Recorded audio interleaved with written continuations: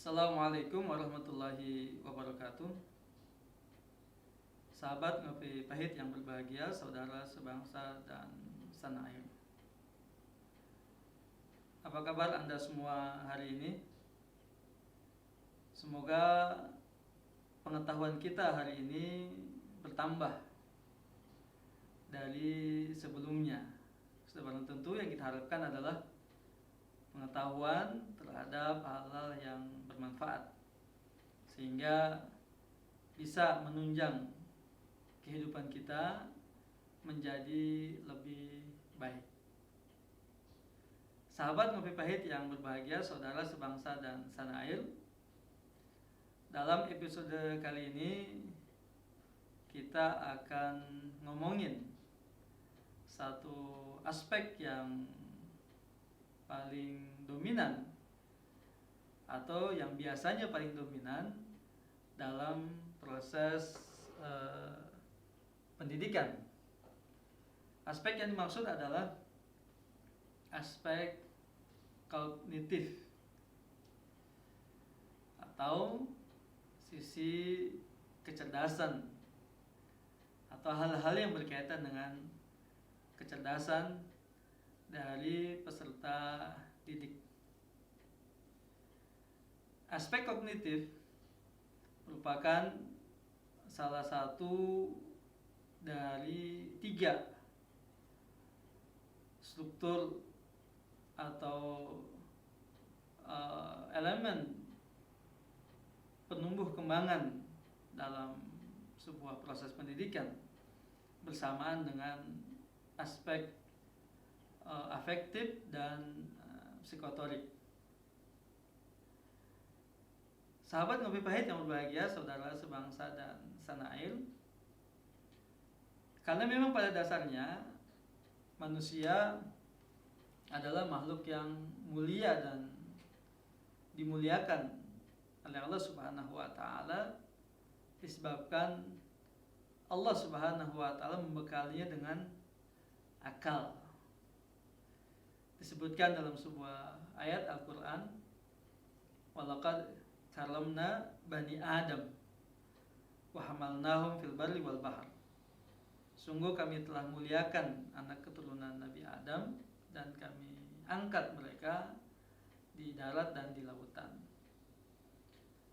Mayoritas ahli tafsir mengatakan bahwa kemuliaan tersebut disebabkan karena akalnya, yang dengan akal itu manusia mengenali Rabb, zat yang telah menciptakannya. Yang dengan akal itu juga dia mampu memahami titah-titah, perintah-perintah dari Rabb semesta alam. Lalu dengan akalnya itu juga dia dapat mencapai nikmat-nikmatnya, sehingga teramat banyak ayat-ayat Al-Quranul Karim, tidak kurang dari 40 kali disebutkan tentang bagaimana Allah Subhanahu wa taala berbicara kepada akal manusia, yang jika diperhatikan hampir semuanya dalam bentuk kata kerja, takkilun atau yakilun atau tatafakkarun dan lain sebagainya, yang semuanya itu sudah barang tentu ditujukan kepada akal manusia. Sahabat Ngopi Pahit yang berbahagia, saudara sebangsa dan setanah air,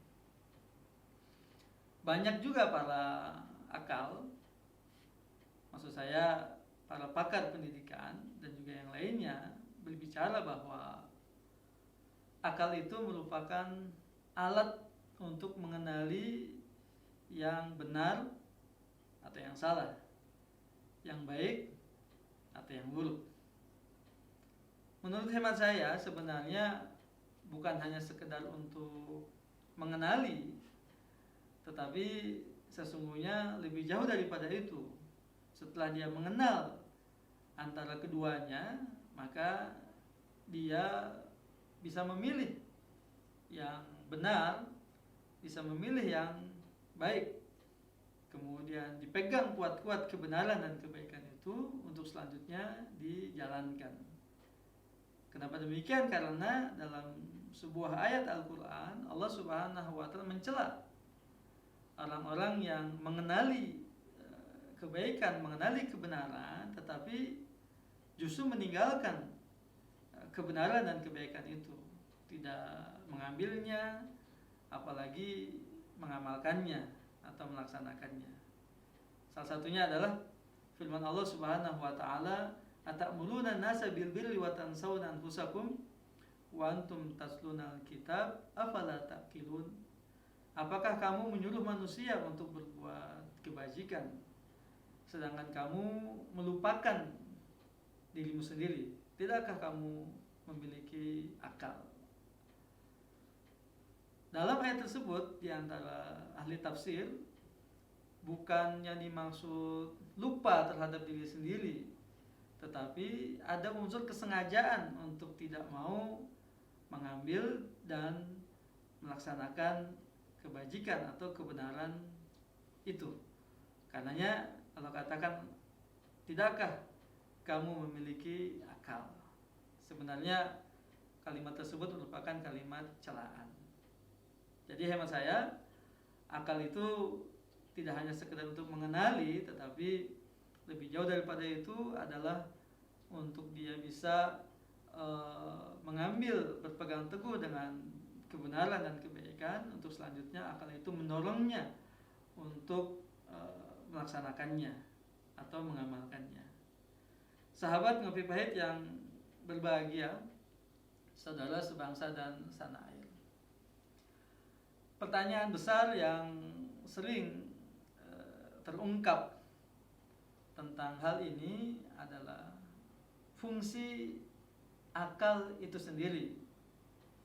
Siapa yang menjalankannya? Siapa yang memerankannya? Atau apa yang menjalankannya dan memerankannya pada diri manusia?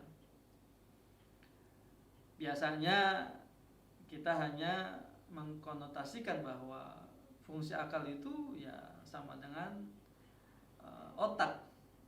Ya, dalam kepala kita ada otak besar, ada otak kecil, yang mana memiliki karakteristiknya sendiri-sendiri dan memiliki fungsinya sendiri-sendiri yang berbeda satu dengan yang lainnya.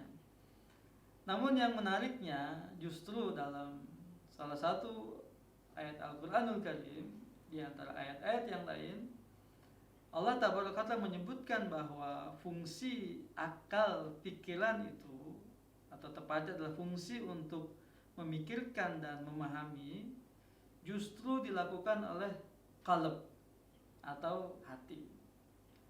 Seperti misalnya firman Allah Subhanahu wa Ta'ala di surat Al-Hajj ayat yang ke-46, di mana Allah Subhanahu wa Ta'ala berfirman, "Afalam yasilu fil ardi fatakuna lahum qulubun yaqiluna biha."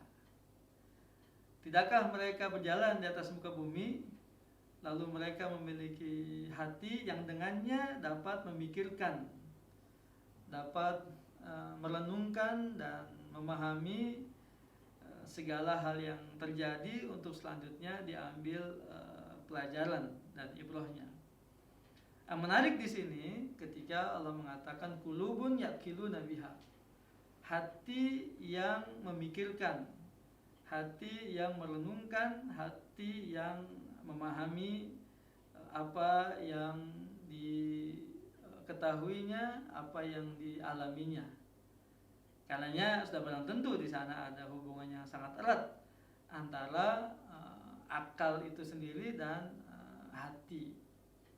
Karenanya tidak salah ya, banyak para ulama kita dahulu yang mengatakan bahwasanya hati itu bagaikan raja, sementara anggota badan yang lainnya sebagai prajuritnya.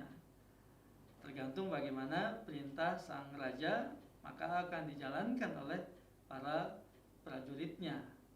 Bahkan dalam sebuah Hadis Nabi SAW dikatakan, inna fil jasadi mudghah, idza saluhat saluhal jasadu kullu, wa idza fasadat fasadal jasadu kullu, ala wahyal qalb.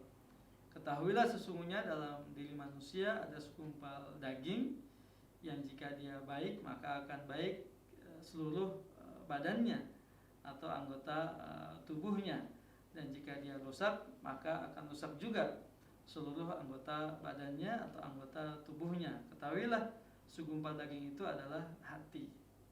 Nah, ini hati yang mana ini? Apakah juga hati di sini dipahami dengan jantung atau al-kabid? Ya, karena kalau jantung sehat maka dia dapat memompa aliran darah ke sekujur tubuh ya dengan baik sehingga badan itu juga menjadi sehat. Tapi kalau jantung itu sudah bermasalah maka akan muncul berbagai penyakit yang akan merusak dari tubuh manusia itu sendiri.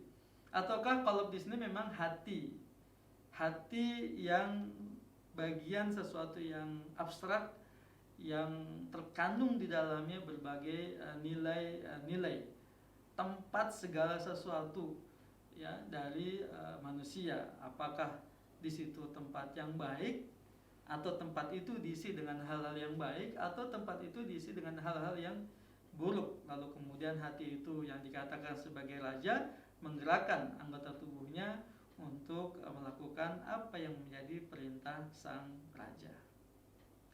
Sahabat Ngopi Pahit yang berbahagia, saudara sebangsa dan tanah air, menarik bukan untuk kita ulas lebih dalam lagi dalam hal ini. Kemudian daripada itu, jika kita berbicara tentang aspek kognitif, yang ini memang banyak sekali menjadi dominasi dari proses pendidikan yang ada di negeri kita, di mana tes-tes, ujian-ujian dan seleksi-seleksi itu hampir kebanyakannya mengarah kepada aspek kognitif ini. Yang kita pun tahu bahwa aspek kognitif ini memiliki 6 tingkatan, mulai dari tingkatan pengetahuan, kemudian pemahaman, kemudian penerapan, lalu analisis, kemudian sintesis, dan yang terakhir adalah penilaian. Nah, biasanya cara untuk mengetahui baik dan buruknya, tinggi dan rendahnya aspek kognitif pada peserta didik dilakukan serangkaian alat-alat tes. Biasanya berupa pilihan ganda, kemudian esai atau jawaban singkat, ya, kemudian juga salah dan benar, lalu mencocokkan atau menjodohkan antara kolom A dengan kolom B, ya, dan seterusnya, yang mana semuanya itu menitik beratkan pada kognitif dari peserta didiknya. Padahal jika kita melihat kembali tadi ulasan sebelumnya, ada hubungan yang sangat erat antara akal dan hati, maka sejatinya menurut hemat saya yang menjadi fokus dari proses pendidikan itu adalah memperbaiki hati, memperbaiki keadaan hati peserta didik, di mana tadi dikatakan bahwasanya hati itu sebagai sebuah wadah, sebagai sebuah tempat, tergantung akan kita isi apa tempat tersebut. Nah, ini sesungguhnya yang harus menjadi fokus perhatian kita, ya. Dan dalam salah satu konsep pendidikan yang akan kita bahas pada episode berikutnya, yang dikenal dengan konsep tasfiyah dan tarbiyah, atau dalam bahasa yang lainnya konsep takhalli dan tahalli, atau juga konsep tazkiyah dan ta'lim, maka hati ini harus dibersihkan terlebih dahulu. Artinya dibuang kotoran-kotoran, noda-noda yang ada di dalamnya terlebih dahulu, untuk kemudian diisi dengan nilai-nilai yang positif. Baru kemudian nanti dia akan menghasilkan produk-produk, hasil-hasil, buah-buah yang juga positif dan manis rasanya. Sahabat Ngopi Pahit yang berbahagia, saudara sebangsa dan tanah air. Demikian ulasan Ngopi Pahit kita pada episode kali ini. Cukup menarik untuk kita diskusikan lebih jauh dan lebih mendalam. Silahkan Anda tuliskan dalam kolom komentar yang ada di bawah ini. Dan terima kasih telah menyaksikan ulasannya. Jangan lewatkan episode berikutnya. Wallahu a'lamu bishawab. Sampai jumpa. Wassalamualaikum warahmatullahi wabarakatuh.